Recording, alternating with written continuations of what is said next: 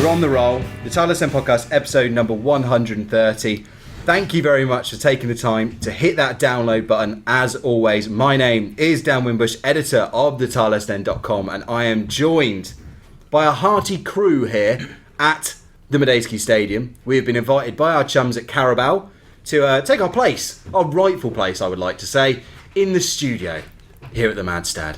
We are here, we are overlooking a gloriously green pitch. In the media area. In the media area, We've made yeah. it. We have made it. We've actually made it. It's only taken 130 episodes, but we've finally taken our place in the TV studio with the cameras sort of rolling. We've done a little something you'll be able to see on the Reading website later on. But in the meantime, you're just going to have to put up with our voices. As mentioned, I am Dan Wimbush, if you hadn't picked that up on the first 129 episodes before that. And I'm joined by no fewer than 5 other people right now, starting with Simeon Pickup, aka Bucks Rule. Sim, hello. Hello, hello. Dave Handbags Harris. Hello, hello. Johnny Williams. Evening. Becca White. Hello. And making his Tilehurst End Podcast debut is one Ben Greenwood. Now, it's not a voice you've heard, but you will know his work. If you have seen the Yapstam Batman animation, if you have seen the logo on this podcast before you actually hit the download button, you will have seen Ben's work. He's been a great friend to the show, great friend to the club. And Ben, it's great to have you on the podcast. Thank you very much. Excited to be here. I'm glad you've come to the Madejski just for me. I'm loving it. Well, you're welcome on here every time we get to Wembley, at least. Brilliant. Yeah, let's hope there's a few more. Absolutely, yeah. We'll be regular visitors there next season. We'll at least get together next season when we play Tottenham. So there you go. Right, as mentioned, we're at Wembley, people. I thought we were at the Madstad. Well, we're at the Madstad now, but we're on the way to Wembley. You know, can you not hear K Sarah Sarah echo in the background?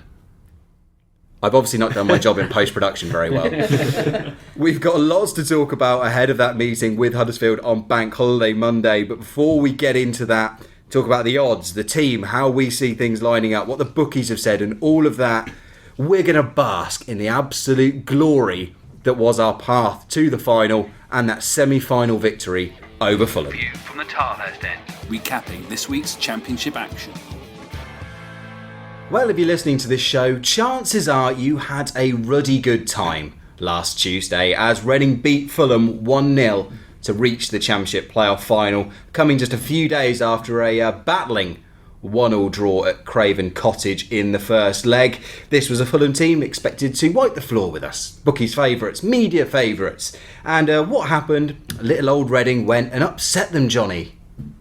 Yeah, and I thought over the 2 legs we were fully deserving of it, really. I think in the first game, yes, we did. Well, you have to admit we sort of spoiled the game in a sense. We didn't really come out of our shell until the second half, but we knew that we'd have to go there and at least just hold it together and maybe come back with a 1 or 2 goal defeat. I think most Reading fans would have been happy with that after what has happened at Craven Cottage the last couple of years. And for us to get the first goal in the way that we did, from Jordan Abita, a cracking strike from him, and he's on a real run of form at the moment as well, so we have to hope he makes the final.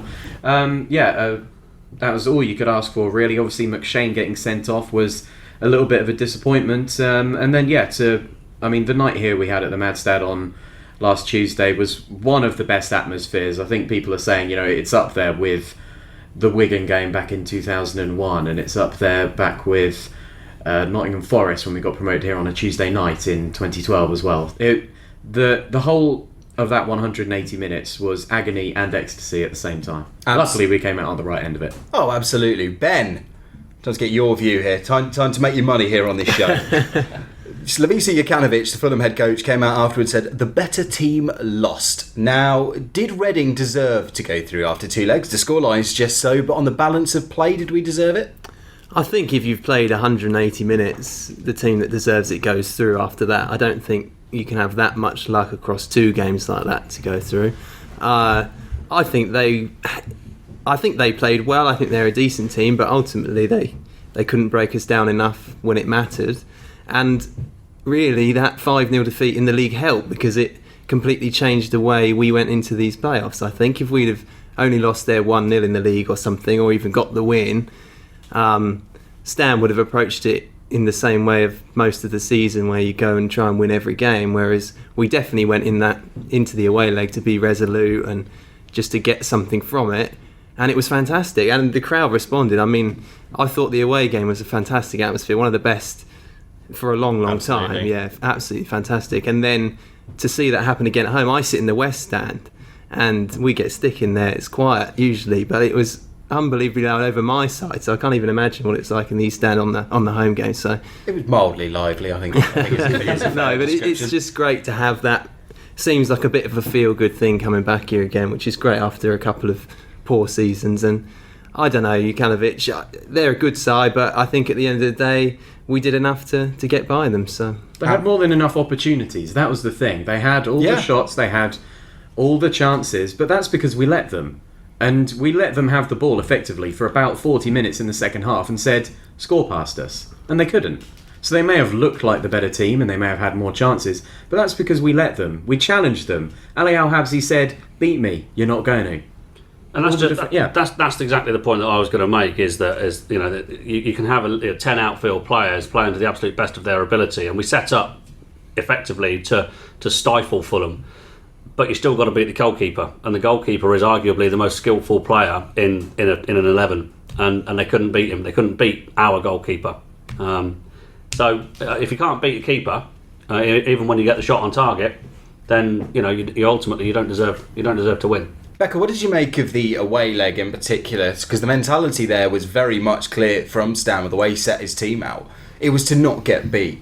Try and maybe nick a goal if you can, but we didn't have a single shot in the first half. Any complaints with the way we set up, or was it just a case of however we get the job done, get the job done?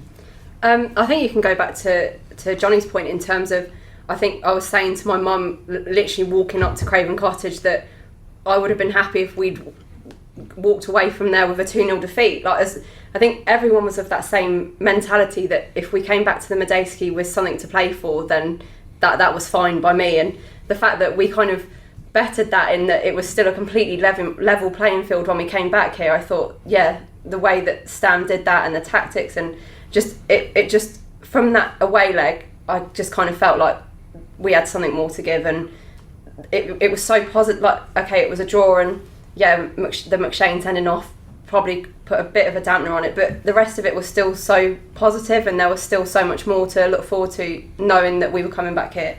So. Yeah, what did you make of the red card, Sim? Was this just a case of, what was it? Was it a moment of what do they say, heads gone from Paul McShane? Was it just a really bad tackle? Was it a bit of bad luck? What do you think was behind it?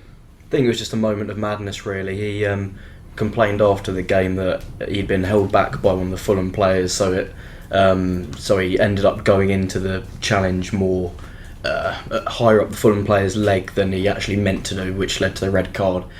I don't really buy that. I think he just overcome by the moment, really. I think he was tired as well, after not playing a lot of football over the past couple of months before. It was the sort of tired challenge you expect a guy to make when he's in his second game in 3 months.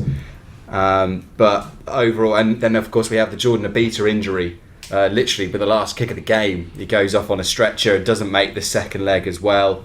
We had to see a lot of changes from Stam going into that second leg, Ben. He had to make those changes in the defence. No McShane, no Abita. We saw Joey Vandenberg come in, Tyler Blackett moves to left back, and Thiago Ilori make his first full start at the Madejski Stadium as well. How was that? Did that make the achievement of keeping that clean sheet even better?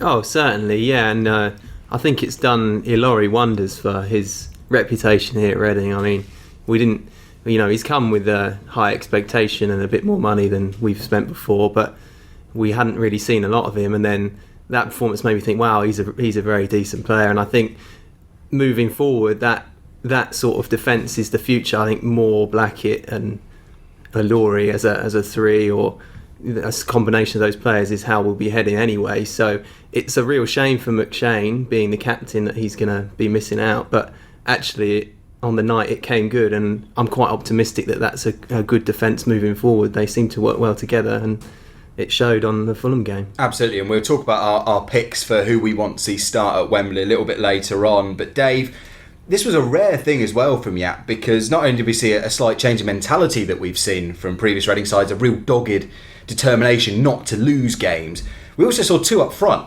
which is something we've very rarely seen under Stam. But those people that have been calling out for Lewis Grabban to get a start, I'm one of them, Seems starting up front alongside Jan Kermit. We all got our wish. The two of them played together. They started both games. How do you think they worked well as a pair? Reasonably well, considering the setup. And I think the reason why he's played the two is because we're playing such a defensive formation, which, as you say, is totally almost alien to the Amsterdam sort of methodology. So to play the two up there gives Jan Kermigan immediate support, and knowing that Graben is relatively mobile. And can potentially stretch defences. I think it worked to an extent. I would have liked to have seen it more, a little bit more throughout the season. But give it time. I think, as I all right, Graben's on loan. But if you were to give it time, I think you'd see much more fruitful results, shall we say? I don't know how many of you have seen the film Rocky 2 here, round this table. Quick show of hands. For those of you listening on the podcast, you'll be able to see that. No, Ben, you've seen Rocky 2. Yep. The strategy there in Rocky 2 from Rocky is to fight southpaw, completely change up his boxing style to fool his opponent until the very last minute where he unleashes his normal style. Am I weird in thinking that Stam has almost kept this system in the back of his mind, this whole mentality, and then is springing this on just when it matters the most in the playoffs, or is this just a case of he built a plan for Fulham? It's more of a plan for Fulham because it's widely recognised that when they play against a side that is expansive and fairly open, they'll rip them apart. They'll absolutely rip them apart, and they have done that on a number of occasions this season. So you've got to deny them space. You've got to deny them the areas to manoeuvre the ball in, particularly in and around the final third. So it's nice to know that he had that in his locker, and to a degree, it's got an element of the Mourinho's where Mourinho's about it, where he's quite capable of putting a team out that can play expansive, open, fairly attractive, exciting football. But when it comes to the crunch and when it absolutely matters, you have to get the result regardless. He's got that in his locker.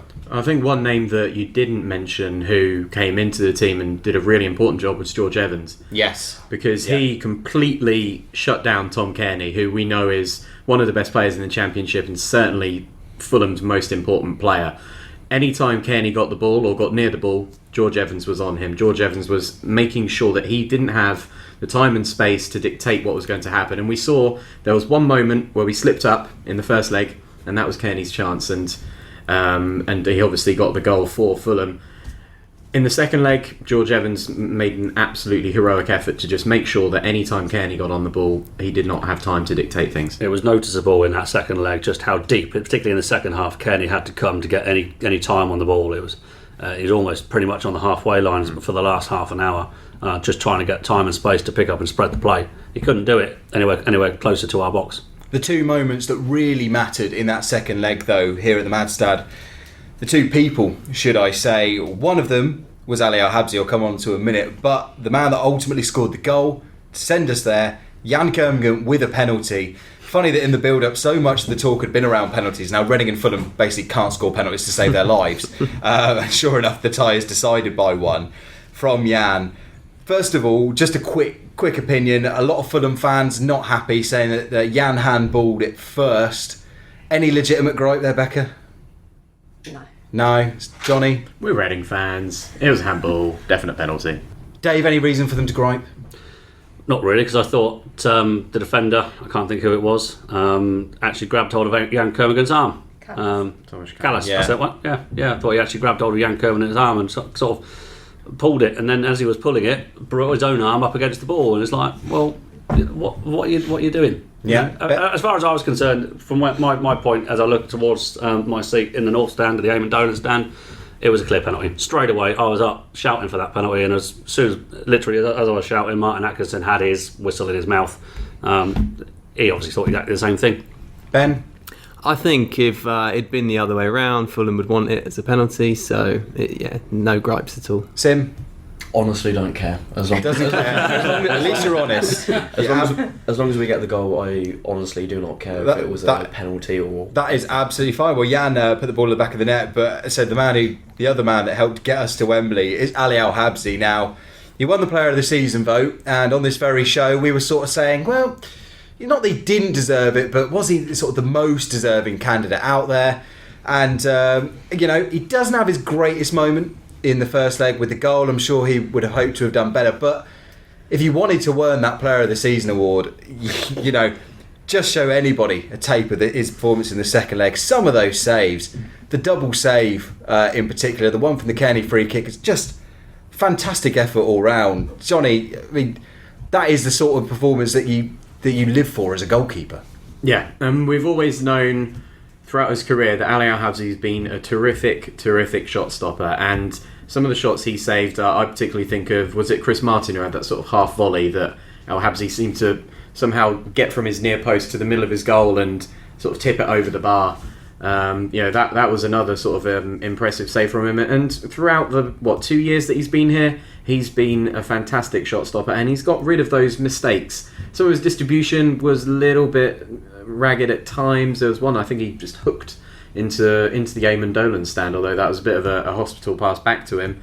But no, he has been the Player of the Season if you want to look at it for the last 2 years, because consistently he has put in performances that have saved us a lot of times. He's won us points single-handedly or double-handedly occasionally, and yeah, you really can't have anything but praise for him. Dave, I'm going to unfortunately lean on your experience, or fortunately lean on your experience here as the person around this table that has watched Reading the longest. Sorry to out you there. I mean, you're only 22, but you've been watching since birth. Was that the most? I don't know how to phrase this, but was that the most important performance by a Reading goalkeeper in a particular game, ever? One-off game? Yeah, in your experience. Can you think of another goalkeeper that stepped up on a more important night or day? You've put me on the spot there. Well, I'll open it up to anyone else. Can anyone else think of a particularly magnificent goalkeeper performance? I mean, I remember Xhaka pulling off a couple of saves in that 95 playoff semi-final that helped get us to Wembley last time. But I remember Alex McCarthy here against Liverpool. Yeah. Brilliant day, although ultimately that was it was a nothing match really. There was nothing on the line. I'm trying to think of some of the other big nights and big days we've had here.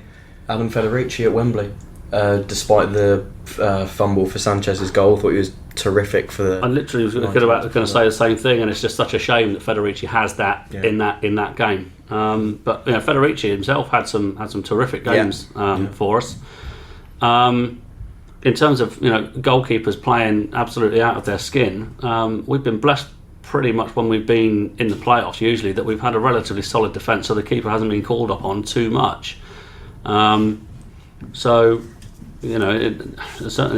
when it comes to an individual performance, I can't think of one in a match that was so sort of open to keeping ability, shall we say. The only other one that sprung to my mind was mentioning Adam Federici, his performance in the FA Cup at Old Trafford, where he won. I think he won the Player of the Round award. Yes, for that. Yes. And at Old Trafford, and then of course in the second retain the replay. Yeah, I'm sorry, Feds, but if you do happen to be listening to this on the off chance, but yeah, I'm sorry to remind you of that. But that first 6 minutes, that first goal, Jesus. It's the old compliment sandwich there. We've given him a couple. As if Alex Ferguson and his team need any fillip in a game, and 2 minutes in he goes and does that. I was like, oh, for God's sake. Well. On this occasion, though, it was all happy, all smiles. We're there, we're at Wembley. Bit of a weird full-time atmosphere, as there was a kind of a pitch invasion, but kind of not. It felt very kind of half-hearted.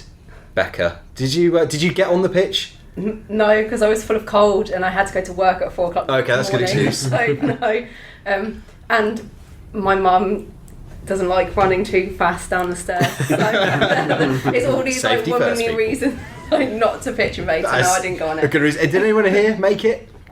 No, didn't make it. No, Dave. No. No. Oh, well, so we're all civilised. Do you look, I'm never one. I'm not being the fun police here. But do you think there should have even been one? Just reaching a final, something that we've done before. Was there a need to be on the pitch? I mean, it comes to light, especially after what we saw from Millwall fans at Wembley. I think we were due an actual reason to go on the pitch after the last time we tried to go on the pitch, which was coming 7th in the Championships. I mean, that's a good enough reason, isn't it? We tried to get on the pitch at Bradford. That's true. Against Bradford. Yeah. One person did get on the pitch. Oh, dear me. Yeah, I'm kind of of the opinion that I can understand if it was the first time we'd gotten to Wembley or the first time we'd made a playoff final, but it just seemed a bit. And I'll tell you what, the real disappointing thing is, and I don't want to end this chat on a negative, was I really don't like the fact that some Reading fans thought that by being on the pitch, the thing to do was then to go over and goad the Fulham fans. Yeah. I thought it's one thing if you're going to go away to the home, to the tunnel underneath where the players usually come out and celebrate the success, but going away to the Fulham fans. It's like, you should know, being a Reading fan, how bad you feel after losing a playoff semi-final anyway. Do you really need to give it to you? I mean, am I being a bit harsh? Do the Fulham fans deserve that stick? Not so much. I think I look back to the time when Derby fans invaded the pitch at the end of the season 2008 and started giving Reading fans stick. They've just got, how many points was it? 11 points. Premier League record in the Premier low. League. And it's like, you're taking the mick out of Reading fans for being relegated, and you've just had the season that you've had. I don't get goading away fans when you're having a pitch invasion. It's a time for celebration. So I don't see the point in it. If you want to go and watch a pitch invasion, go and watch the YouTube highlights of and you mentioned the first time at Wembley, the semi-final against Coventry, when Gilksey's penalty goes in, and it's just absolute pandemonium, and literally everybody spills onto the pitch, and within seconds that pitch is absolutely chock full of Reading fans, and not a single one is worried, based on the camera angle, about going to the opposite end and taking the mick out of Coventry fans. Yeah, an Elm Park that was full to bursting, I think probably well above the official capacity that we were allowed that night. My dad, Wim Senior, tells stories of people continuously seeming to sneak into the Tilehurst End off the streets. Fitting for this very show. But look, let's end the recap on a positive. Where does it rank for you among the best nights that we've had at Madejski Stadium? You can head over to the tilehurstend.com and read some of the suggestions we put forward. But for nights under the floodlights, was that the best moment we've had? Ben, I'll start with you. It's got to be up there. Like we said earlier, the atmosphere was incredible, and it was a super satisfying win as well, because of the amount of people who seemed to have written us off beforehand, and the amount I think Fulham felt they were going to win it. It was just super enjoyable, and the relief, I suppose, is what makes it in the end, isn't it? After sitting through 180 minutes like that and biting your fingers down, and brilliant night, definitely one of the best. Johnny, where's it rank for you? Games like Bradford in the Cup quarter-final replay and Forest spring to mind as contenders? Well, I'd have to go back to, like I said, the Wigan game, which was another playoff semi-final that really was pretty much of the same ilk. A very nervy game, only settled in the 85th, 86th minute, or it was certainly. It was the 90th minute penalty. 90th. I didn't realise it was quite that late. The penalty was given in the last minute. Okay, but and to go from the low of Curitan missing to the high of Forster putting it in, and it really was that moment was just. And you actually had a crowd bounce in the North Stand. Yeah, instead of people just standing with their arms in the air, waving their hands, it's actually people jumping up and down in there. To be fair, I felt the ground shake on this Tuesday as well. Okay, Johnny, we're a family friendly show. Becca, where does that night rank for you? Definitely up there. It's got to be. I mean, like, you compare it to that Forest game, but I think we were basically up by that point anyway, and I think going back to other points in terms of we weren't expected to win, we weren't expected to beat Fulham, and I think on a personal note, I'd been early shift, like snoozed, full of cold, and I think just driving like from Sussex up here and just almost like, not dreading, it's maybe not the right word, but just thinking of anywhere else I could be apart from at the football, and I never usually feel like that, and I didn't actually kind of feel nervous until Kermorgant scored the penalty. Because then we had something to lose, didn't we? And then my alarm went off at 3 o'clock the next day, and I'd only had like 2 hours sleep, but that night before was just, I went into work just on complete cloud nine. So definitely got to be one of the best. Sim, anything better for you? Probably the Bradford game, getting to FA Cup semi-final for the first time in absolutely ages. Thought that was a very special night. 88, 89, something like that. Up there. Just a few years. I mean, you weren't old enough to go to the Cardiff semi-final. No, not quite. Not quite there. But I think with the Bradford game, we were the favourites for that. As soon as the first 2 goals go in, it's a bit of a party atmosphere. The thing with the Fulham game is that it was on an absolute knife edge for for the entire game, I kept on thinking, same on Reading, we are going to concede an equaliser at some point. And it's only when that full-time whistle goes that you're just overcome by the moment and you know you've done it. And the thing was, you knew about that was if Fulham were to equalise, they would probably have gone on to win it. Yeah, because it would have been, the way we'd set up was, we are settling for this. And I think we would have very much struggled to get back into the game. I think we had the options on the pitch to be able to actually change the game, because bear in mind he put Gareth McCleary at right wing back in the second half. Certainly if Fulham got the equaliser and we needed to go out and get another goal, I think we potentially would have had that ability to do so. But the setup, as you quite rightly say, was, we're settling for this. Yeah, no curbing it. He'd given absolutely everything for 180 minutes. How he lasted that long, I don't know. It's massive up there. All of those games mentioned. Wigan felt more special. I think it's because it was the first big midweek night we'd had at the Madejski. But this was fantastic. I couldn't even watch the penalty. I had my back turned to it. I just could not bear to actually see it taken. I had my hands clasped. And I was just hoping you didn't Paninka it. No, yeah. Oh, Lord. And I tweeted a picture after the game of my heart rate from my watch. I think it was about 120 beats per minute, which is not healthy, kids. Anyway, right, that wraps up the recap. As I mentioned, we're there. We will face Huddersfield in the final. We're going to talk a lot about that final throughout the rest of the show, but before we get there, we're going to have to delve into just a few news bites. Reading News Bites on the Tilehurst End Podcast. Okay, so welcome along to News Bites, and unfortunately we have to start it on a sad note. Obviously, the events that happened in Manchester this week, top of all of our minds, fresh, unfortunately, happening yesterday as we record this on Tuesday evening. It goes without saying that all of our thoughts and condolences go out to anybody affected by such horrible, heinous acts. I'll leave it to people better placed and to talk about it than ourselves here, but as I said, it goes without saying that all of us here, our thoughts are with you, the same as any Reading fan, any football fan, any decent human being listening to this show. All of our thoughts go out to those affected. And unfortunately, just to continue with the sad news, we have had news over the past couple of weeks of a couple of very loyal Reading fans that are no longer with us.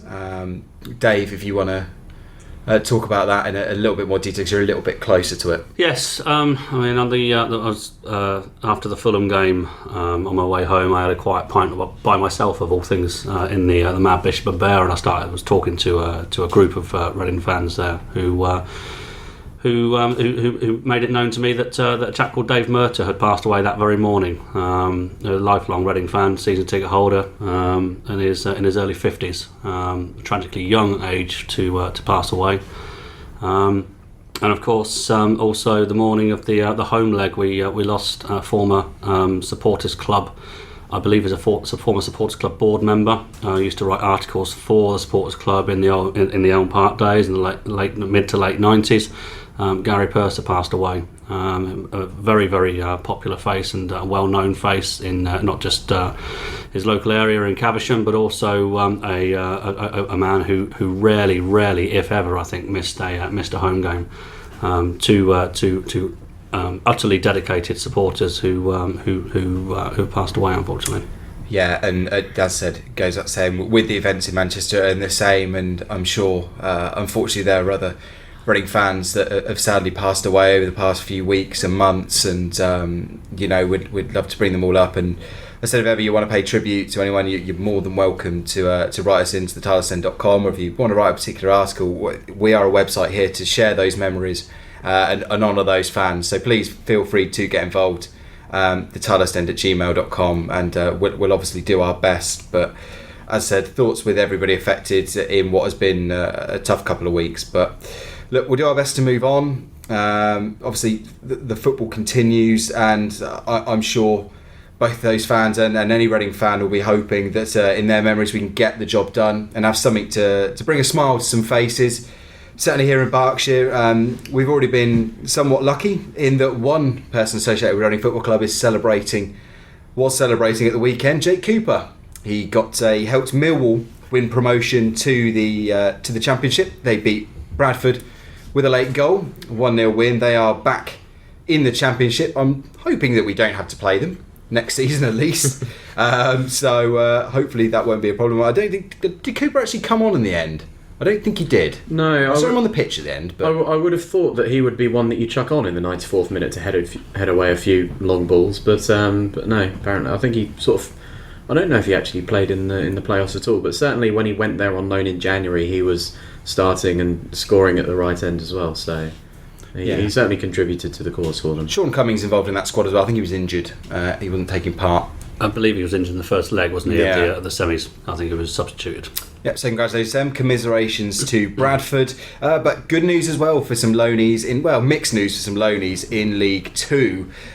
Jack Stacey, pick a moment to score your very first goal for your on-loan club. Scores an absolute rocket for Exeter City to send them to Wembley in the 95th minute. Literally the sort of thing that will ensure he never has to buy a drink in Exeter again. He's forever written into folklore there. What a hit! It was like you say, the rocket is absolutely the right way to describe it. And do you know what? I don't think it could happen to apart from our own club, of course, a better club, because Exeter are a model club for many other clubs to actually to look at. They're supporter owned. They have no debt. They don't pay excessive wages mainly because they can't for players. They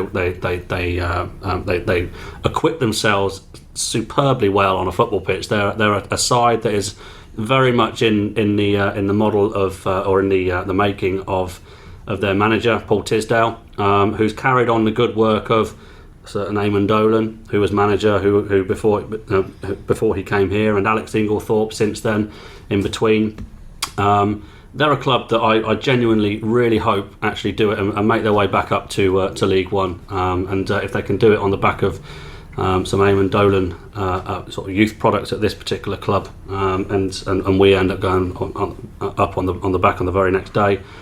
What a weekend it would be for the legacy of such a man. Absolutely, couldn't say it any better myself. Unfortunately, the legacy of poor Stuart Moore at Luton won't be so positive. Unfortunately, he scored a last-minute own goal to knock his side out and hand Blackpool a trip to Wembley.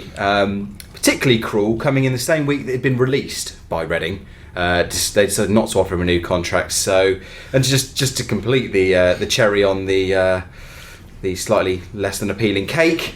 He's been rotten cherry by the sound of it. He's not a cherry I'd want to eat. He's been forced to delete his social media account because he was getting so much grief. Now, whoever does that to another human being, especially in the context of what we've been talking about, unfortunately, at the top of this segment, just seriously grow up, stop it. And secondly of all, has anyone seen the own goal? Because Moore has absolutely nothing to do with it. It was just wrong place at the wrong time. He's just prone on the floor, and the defender kicks it into him. I can understand in some ways Luton supporters being annoyed by the error that he made for the I think it was the second Blackpool goal on the night. I don't get what he can do for the second. The header is out of his reach, and he's prone on the floor, and their defender decides to kick it in the back into his back. It's almost Barry Hunter, Tony Rouget-esque. Yeah. You know, Hunter. What can you do about it? Literally, what can you do about it? And why? You know, the guy's 20, 21 years old. Yeah. Barely, hardly played many games at any professional level. Really, he's still learning his trade. And they decide to go and have a go at him. I mean, what the hell are you thinking? Yeah, very disappointing news. As I mentioned, he has been released by the club. A couple of other names, just a quick round the table ask of the surprises. We found out the academy players that weren't being offered new deals and those that have been. Tariq Fosu has received an offer of a new contract. Those that haven't, the names I've picked out, Aaron Cool, Craig Tanner and Moore himself. Sim, any surprises from that list? I thought it was a real shame to see Craig Tanner released. Although he hasn't had much of a chance at the club, I thought he'd performed really well at Plymouth. He's had a good season down there, but I suppose maybe he just needs regular game time to really kick on in his career. So I'm glad he's getting that at Plymouth, and I hope he has a good future there. Ben, what about Aaron Cool? Because that's the name that a lot of us were looking forward to a couple of years ago. He made that debut under Nigel Adkins, then just sort of faded away. Yeah, there was a time when it really looked like he was going to come through, and it was all going well for him, wasn't it? And he was a captain of the under-21s, wasn't he? Or doing very well there. But it never really happened post-Atkins, so And there's been a few managers since then, and I guess they've all not quite seen something in him, and he's not managed to push on through. So it's a shame, but obviously these things happen for everyone that goes. We get some players coming through, like Abita and things like that, who have lasted. So, Becca, do you think Fosu's going to end up staying? Because he's not, again, since making that fantastic debut with that substitute appearance for Stacey, I think it was, funnily enough, up at Derby, he's not featured for the first team since. Been out on loan a few times. Do you think he's got something to offer the club? Well, they obviously see something in him to want to offer him a new contract. I don't see him being a part of a regular setup at least next season. I think there's more than enough here already, and I'm sure there'll be more signings during the summer. It'll just be interesting to see what happens with him. Yeah, I mean, the contract offer protects the club in a certain extent, because now a club, it's up to Fosu. I mean, he doesn't have to sign the deal, but if Fosu turns it down, any club that signs him will have to pay a compensation fee to Reading. Now, they can agree that with the club, or it will go to a tribunal. The most high-profile example was Danny Ings and his transfer from Burnley to Liverpool, I think, which ended up costing Liverpool about £8-9 million.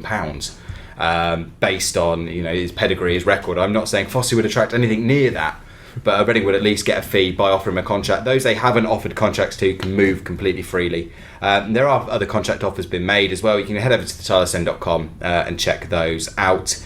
And I think that just about wraps up News Bites. We'll move on to your portion of the show out there. It is time for the mailbag.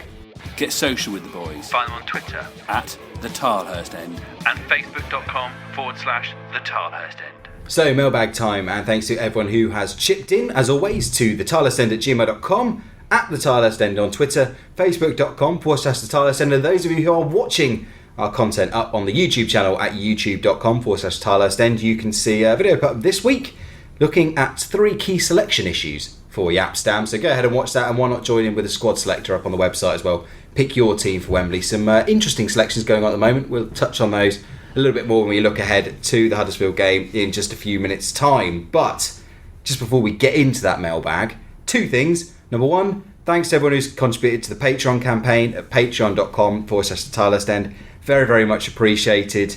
Again, I've said it all season long. It's our tip jar. It's what helps us fund improvements and things like that. So thank you to all of those who have taken the time to take part. And secondly, speaking of taking part, we've been joined, better late than never, is Steve Curtis, Raw Hoops. Steve, welcome to the show. Nice of you to join us. Thanks for having me. Thanks for letting me in. It was difficult to find, so I found my way here.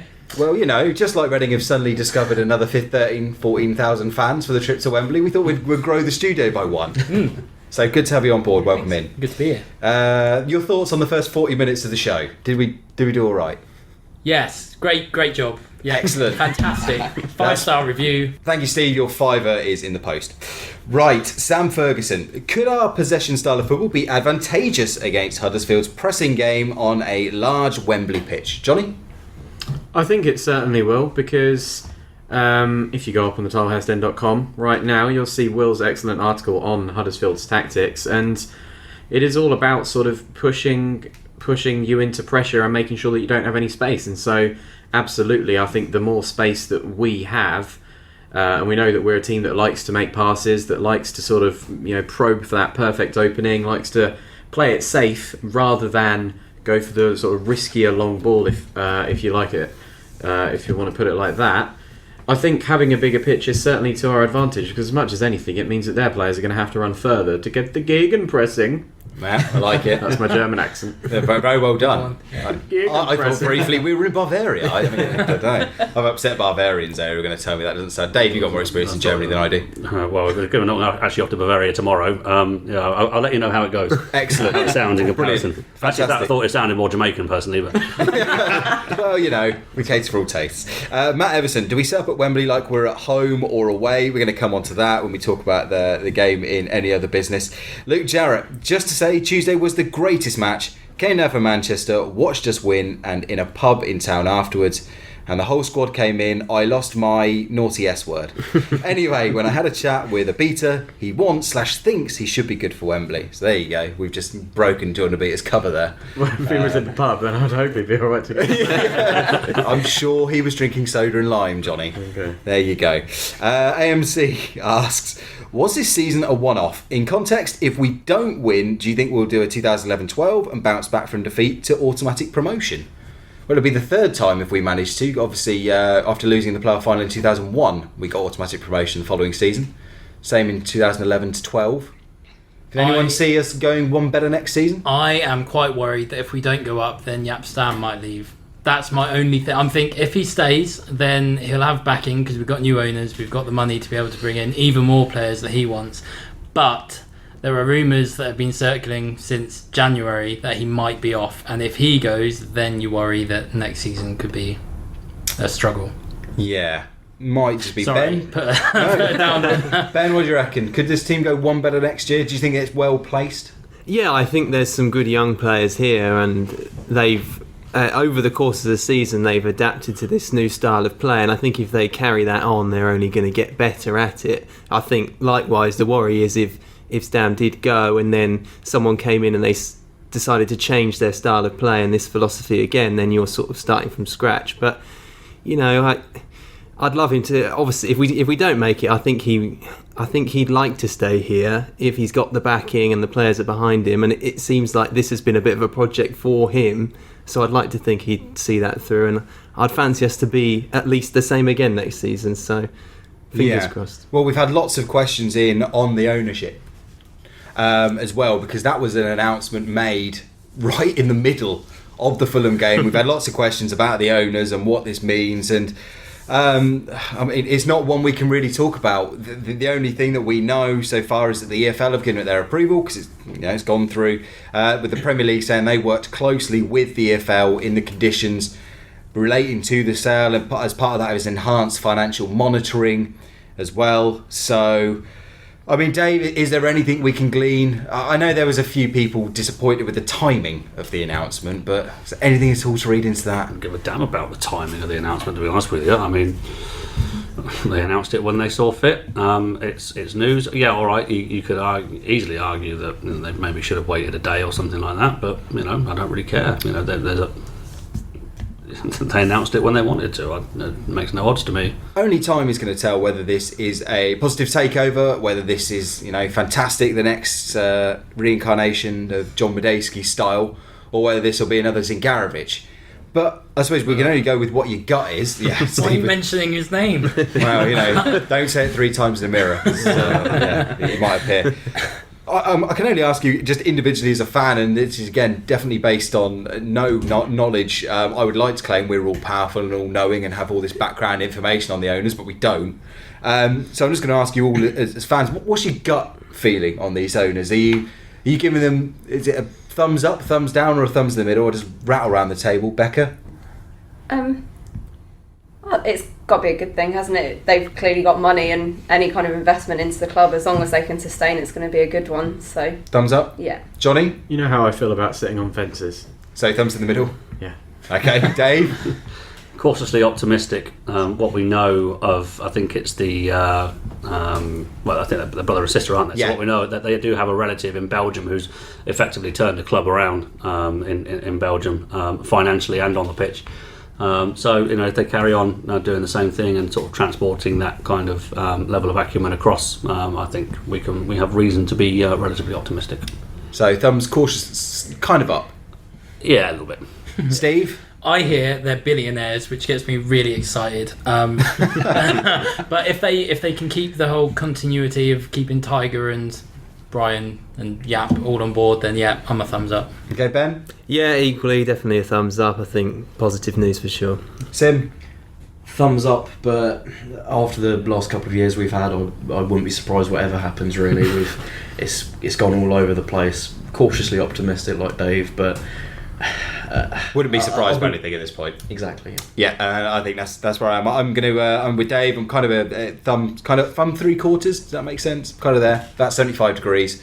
My thumb position at the moment.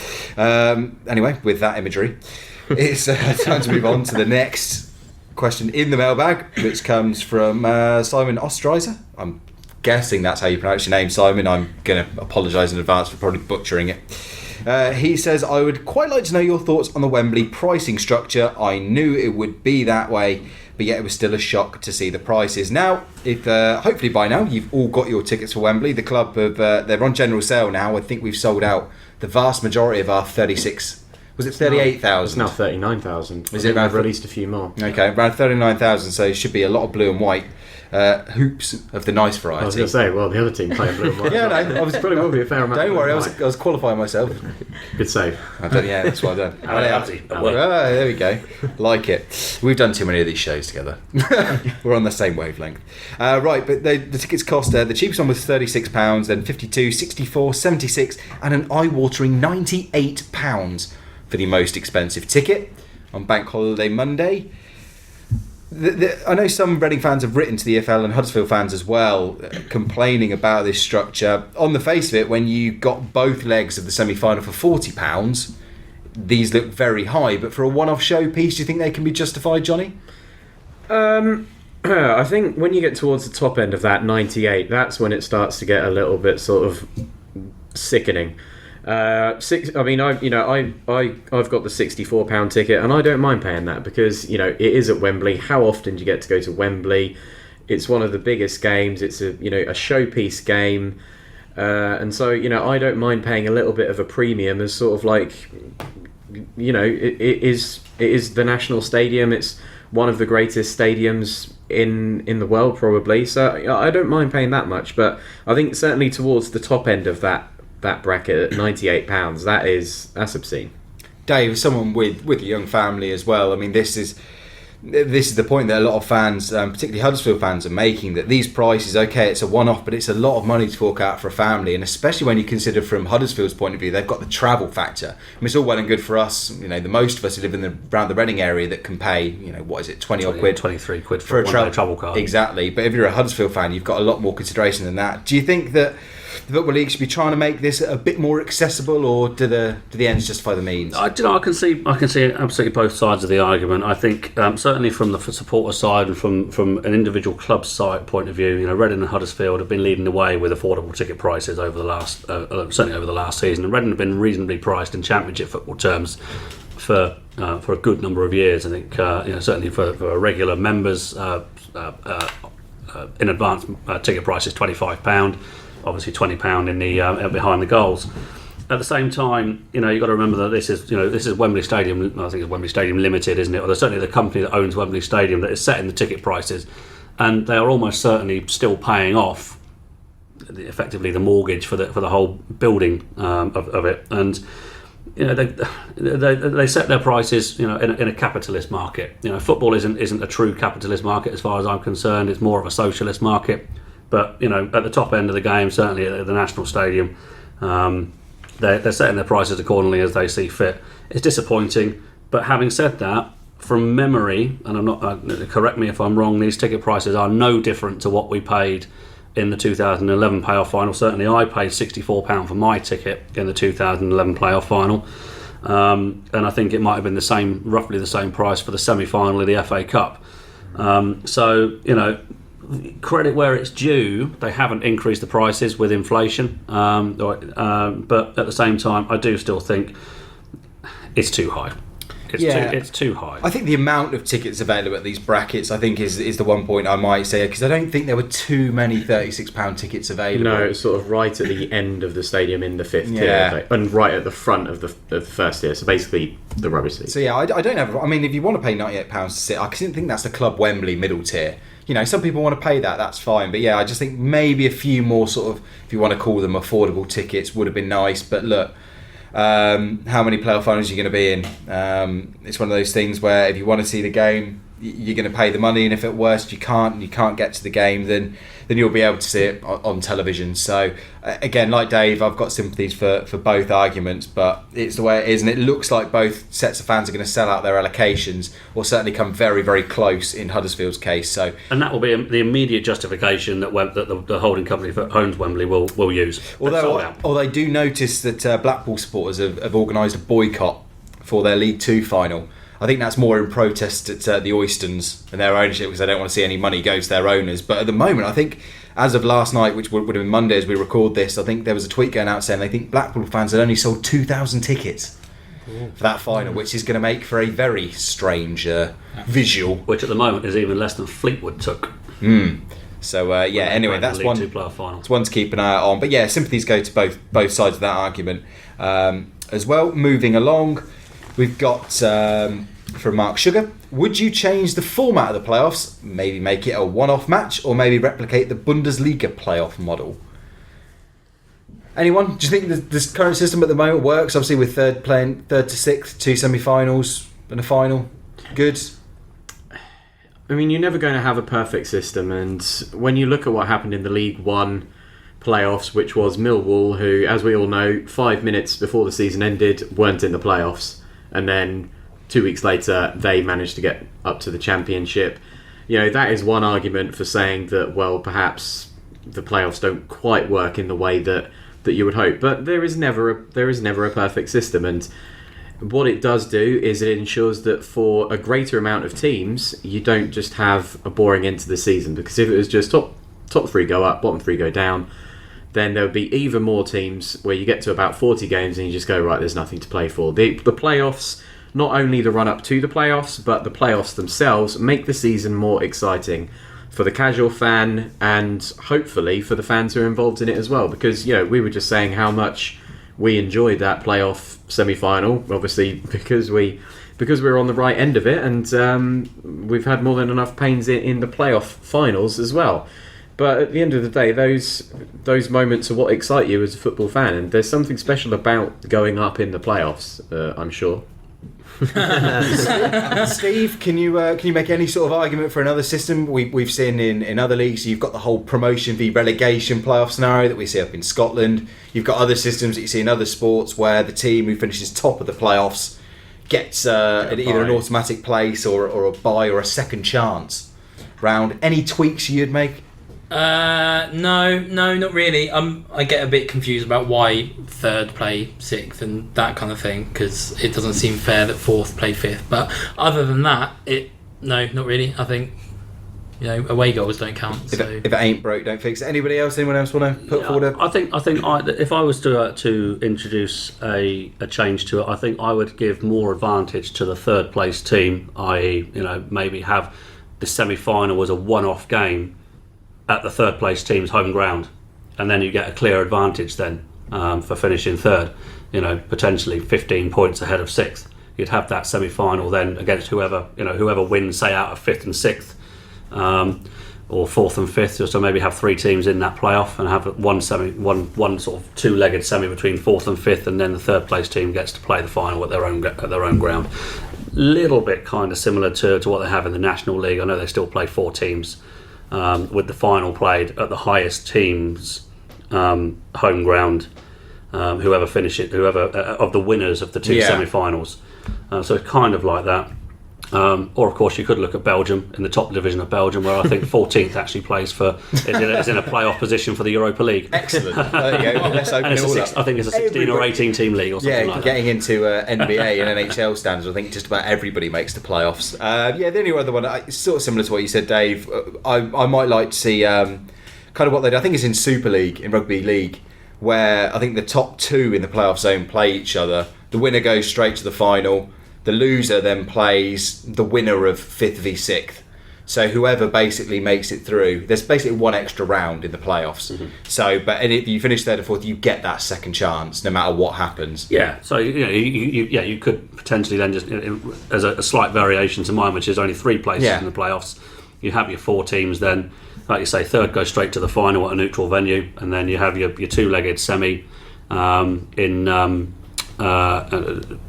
between 5th and 6th. Yeah. Then they have the 1-legged semi at the 4th place home game. For the winner be the loser. So then at least the 4th place then has still got an advantage, and 5th and 6th have still got something to play for. Absolutely. Right. Hopefully, if you've got any theories, send them on in. I'd like to hear them. Right, Laura Rule. Recounting the opening game away to Huddersfield in the 93-94 season, one fan asked us to take our keeper back. Relegation together in 1988, and now this. Also, can we get Jilksy out of retirement for Wembley in case Obita doesn't recover in time, of course. Poor Steve Francis, he wasn't that bad. Dave, you saw him. I did. He was an excellent keeper. Yeah, Very, very good keeper. Jack Killick. Even if Abita wasn't 100%, would you start him, or do you think the team showed in the second leg that they were okay without him? Also, I know McCleary has got injured, but it's strange how he's gone from being a key player to now not being as important. If he was fully fit, would you start him over Graben, or still keep the Graben and Kermit combination? We're going to answer that and all the other questions we've had on the playoff final, and as well as our own thoughts coming up in Any Other Business, the final Any Other Business of the season. It's the playoff final. The Tilehurst End Podcast. Any Other Business. Okay, so as mentioned in Mailbag, we've got lots of questions about how we set up at Wembley, who plays at Wembley, what's going to happen. As mentioned, I've recorded a video you can watch on the YouTube channel as well. But in case you've missed it across this entire show, we will be facing Huddersfield in the final. They finished 5th in the Championship this year. You mean Fulham haven't gone up yet? No, neither have Leeds. Hate to break it to you. About Leeds. I thought Leeds just got a bye to the final. No, well, no. I can only presume they're going to win a Premier League place on appeal.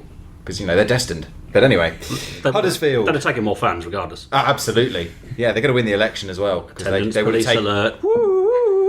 Yeah, they would have taken more people to the House of Commons, so they probably deserve to win the election as well. Anyway, with that Leeds bashing out the way, Huddersfield, it is in the final. The bookmakers, ladies and gentlemen, have Huddersfield as the favourites for this one to lift the trophy. They're 5-6 on. Reading are 6-5. In 90 minutes, Huddersfield are 5-4. The draw is 23-10, and Reading are 5-2. Johnny, to win in 90 minutes. That seems rather generous. Hashtag gamble aware. Yeah, but we don't. I don't know. Just don't. If you were a bookmaker, you'd be comfortable offering nearly 3-1 for Reading to win this. Well, I think Huddersfield are the more glamorous side. Throughout the whole playoffs, we've had, Fulham were the more glamorous side. They were the sexier pick. They had a manager who liked playing expansive football. They were far higher on the expected goals count. They should have wiped the floor. Exactly. Sorry, Costa's confidential. Not sorry.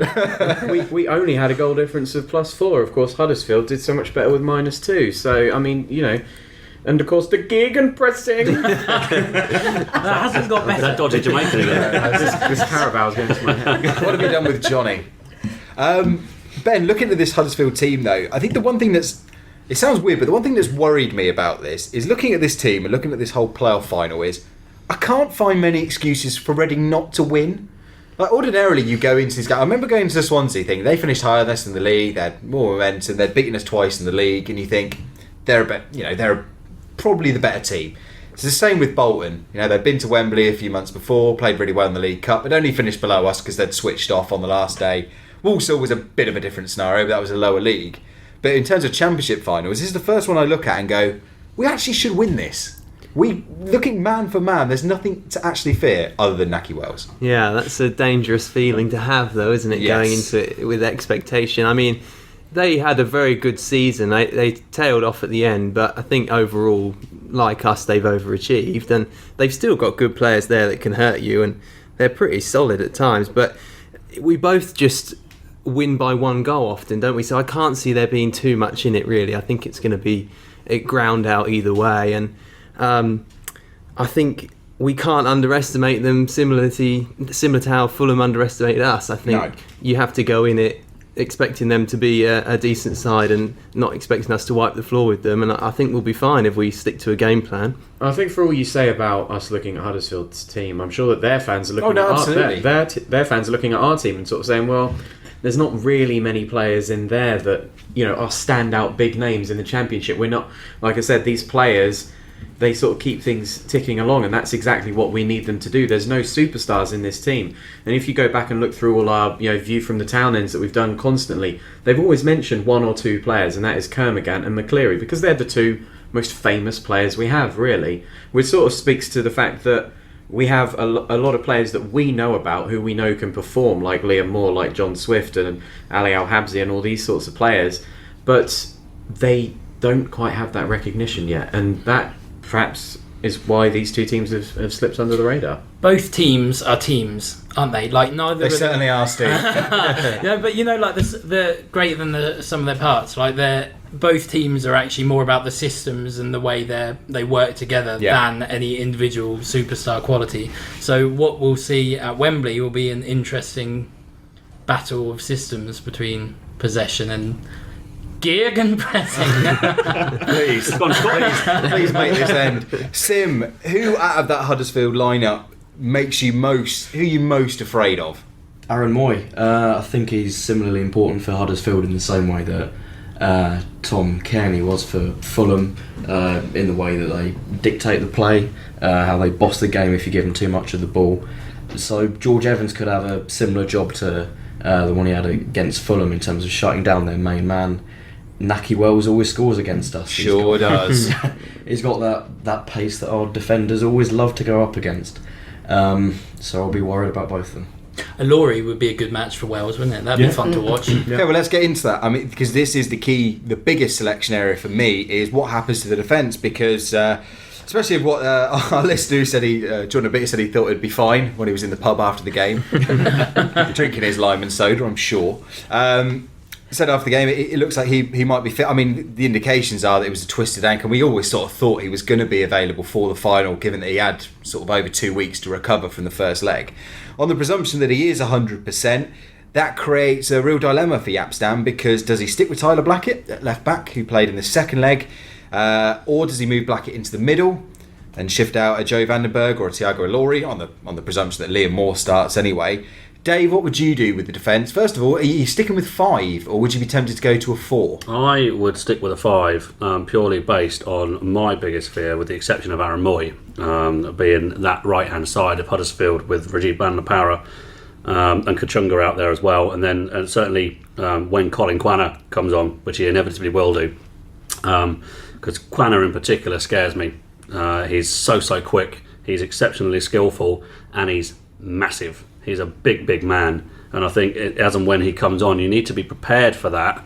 He may even start, but certainly you need to be prepared for that. And I think Tyler Blackett and Jordan Abita doubling up on him on the right hand side, alongside Van La Parra, who's also every bit as dangerous. I think we certainly need that 5. So who would you play? Who misses out then? Out of Vandenberg, Ilori and Blackett? Abita as well. I think Abita plays left wing back. I think Tyler Blackett plays left hand side of the back 3. Liam Moore in the middle, and Thiago Ilori on the right hand side. So Joe Vandenberg miss out for you. Anybody else? Yes. Would anyone else shift from that? No, that sounds spot on to me. Yeah. Oh, wow. I think I'd probably put in Joey Vandenberg. Yeah, who misses out for you then, Johnny? I think probably Tyler Blackett, and I think you sort of saw in that in the home game against Fulham, it was quite a strange move that Stan made, actually, bringing off Tyler Blackett and putting on Gareth McCleary when we were very much sort of under the pump and defending for our lives. And so I think Stan sort of is of the opinion that Tyler Blackett perhaps doesn't quite have that mentality yet, whereas I think that Joey Vandenberg, whenever we've seen him, we know that he can boss and dominate a game, and he's one of those players who is comfortable on the ball, and you need that when you play Huddersfield and their system.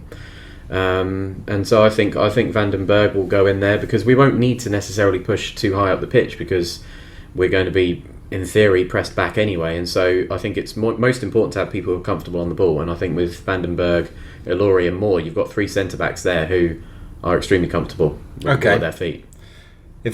So a couple of different options for the defence. Moving forward, the other issue I picked out in that YouTube video that I've mentioned a couple of times now was whether John Swift plays or whether it's Liam Kelly. And I'm not going to ask you, Johnny, because we know who you're going for.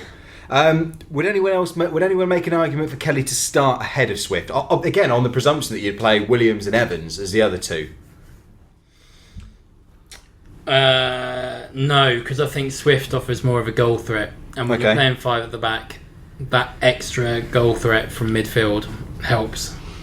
I just wonder if Liam Kelly would have more joy with Kermigan and Lewis Graben as a front 2, with Kelly's ball playing ability, because he's not exactly the most combative of midfielders, but in order to potentially bring the best out of that partnership, I just wonder if you've got Graben running on to flick-ons from Kermigan, and then you've also got the option of Kelly just dropping in behind and offering the option to lay the ball off with a direct ball up front. I just wonder if that's a better way to go about it. I think more energetic as well. Yeah, and I think with that big Wembley pitch as well, that was one of the questions we had in the mailbag. I think Kelly almost suits that slightly bigger pitch more as well to play those passes around, and just the energy that he brings, at least to start with. I think then you can possibly change it up by bringing on Swift, but I might lean towards Kelly as well. I certainly think Kelly suits the Huddersfield style of play more than John Swift does. Okay. I think Huddersfield, they're a high intensity side. They're totally different kettle of fish to Fulham. They're a high intensity side. They're in your face. They'll snap at your heels. They'll deny you space as much as they possibly can. And I think with Kelly's energy and his enthusiasm, I think he's better suited purely on that basis alone than John Swift, personally. Okay. And then the last question then is up front. Now, we had a question about whether you would start Gareth McCleary. Now, does Stam stick with the two up top? Becca, does he go with Graben and Kermigan, or does he maybe look to mix it up? Does he even go radical and put Behrens and McCleary in that team?